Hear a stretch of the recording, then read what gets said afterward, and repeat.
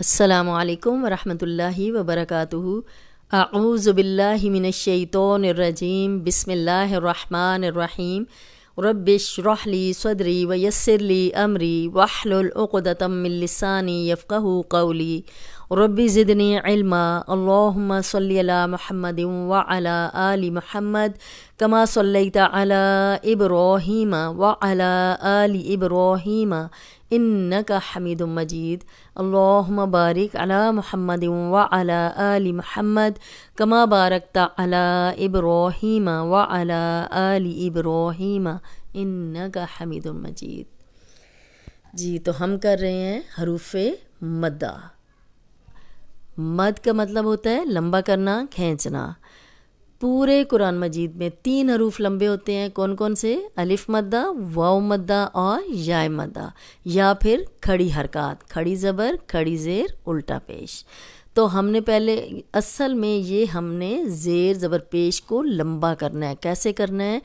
زبر کو لمبا کرنے کے لیے خالی الف ساتھ لگائیں گے، با زبر الف، تا زبر الف، ثا زبر الف، تو یہ الف مدہ بن جائے گا اور 2 حرکات لمبا ہو جائے گا۔ پھر ہم نے پڑھا واو مدہ، جزم والی واو اور پیچھے پیش کو کیسے لمبا کریں گے؟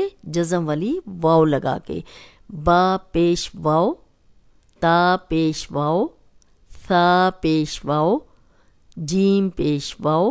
تو ہر پیش کے ساتھ ہم نے جزم والی واو لگائی تو 2 حرکات ہم نے لمبا کیا۔ اب ہم تیسرا کریں گے، تیسرا حصہ اس کا یا مدہ۔ اب دیکھیں جزم والی یا اور پیچھے کسی بھی حرف پہ زیر ہوگی تو وہ یا مدہ ہے، اس کو 2 حرکات لمبا کریں گے۔ پہلے ہم نے زبر کو لمبا کیا الف لگا کے، پیش کو لمبا کیا جزم والی واو لگا کے۔ اب ہم زیر کو کیسے لمبا کریں گے؟ یہ پڑھیں، با زیر بی۔ اب اس کو تو لمبا نہیں کر سکتے کیونکہ زیر ہے، زیر زبر پہ ذرا بھی لمبی نہیں ہوتی۔ با کھڑی زیر بی، اب کھڑی زیر تھی، ہم نے 2 حرکات لمبا کیا، با زیر یا بی۔ اب دیکھیں جزم والی یا پیچھے زیر، ہم نے ہر زیر کے ساتھ جزم والی یا لگانی ہے تو 2 حرکات ہمارے یہ لمبے ہو جائیں گے، تو یہ یا مدہ بن جائے گا اور 2 حرکات ہم لمبا پڑھیں گے۔ با زیر یا بی، با زیر یا بی، تا زیر یا تی، ثا زیر یا ثی۔ اب سا کو نرم پڑھیں گے، سیٹی کی آواز نہیں آنی چاہیے۔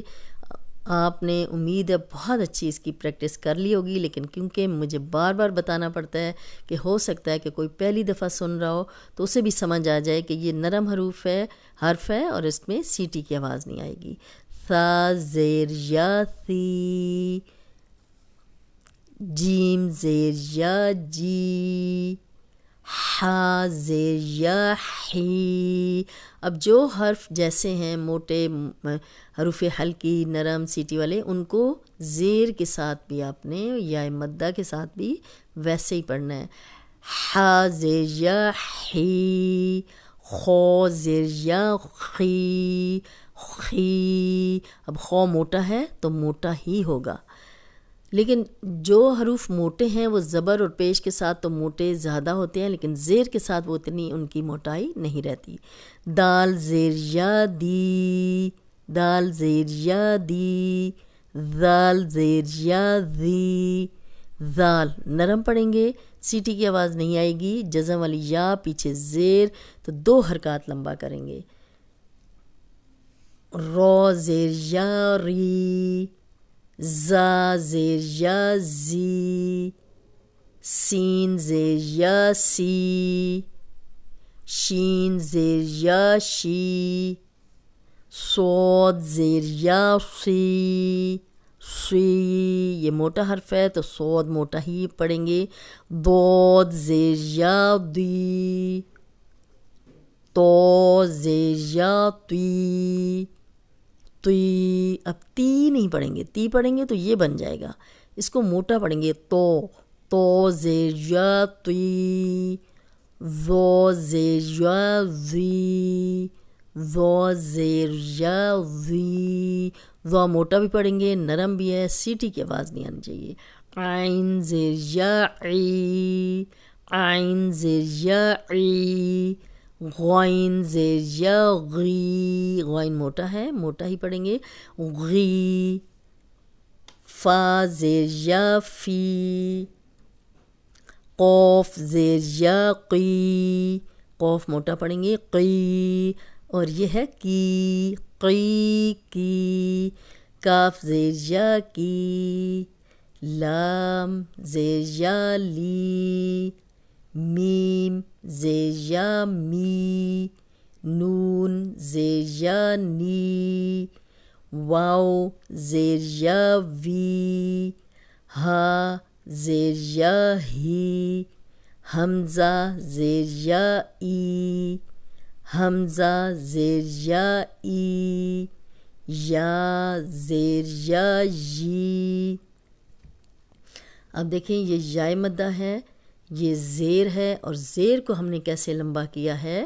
جزم والی یا لگا کے، جزم والی یا پیچھے زیر، جزم والی یا پیچھے زیر۔ دیکھیں ساری جو تختی ہے اس میں جزم والی یا ہے، ٹھیک ہے، جزم والی یا پیچھے دیکھیں جو بھی حرف ہے اس کے نیچے زیر ہے۔